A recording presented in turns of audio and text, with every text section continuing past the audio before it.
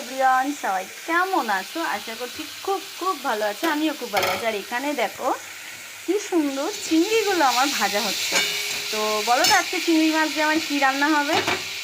চলো, এটা সারপ্রাইজ, দেখতেই পারবে পরে আমি চিংড়ি মাছ দিয়ে কী রান্না করছি। এখানে আমি শুকনো লঙ্কা আর পাঁচফোড়ন সম্বার দিয়েছি।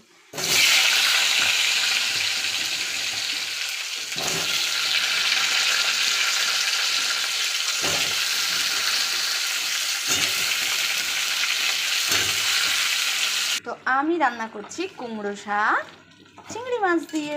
কার কার ভালো লাগে এরকম চিংড়ি মাছ দিয়ে কুমড়ো শাক খেতে? কমেন্ট করে অবশ্যই জানিও। আর আমার চ্যানেলটা সাবস্ক্রাইব করে দিও।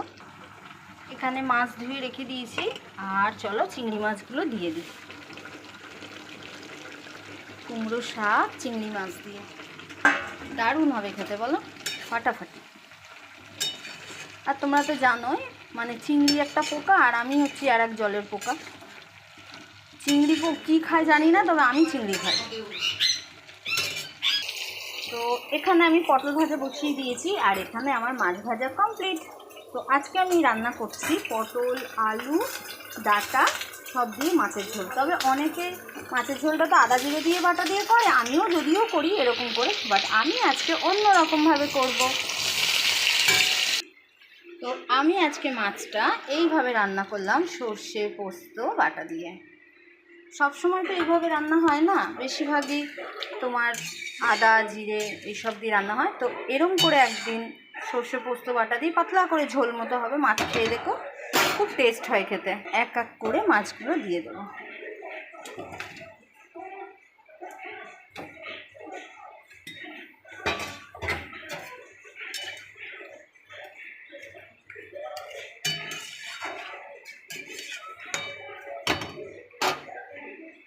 বিশ্বাস করো, একটু চেখে দেখলাম, জাস্ট ফাটাফাটি হয়েছে মাছের ঝোলটা, জাস্ট ফাটাফাটি। একটুখানি সর্ষের তেল দিয়ে দিলাম, কারণ সর্ষের তেলটা দিলে যেহেতু আমার এর মধ্যে পোস্ত সর্ষে দেওয়া আছে, তো সেই জন্যই সর্ষের তেলটা একটু দিলাম।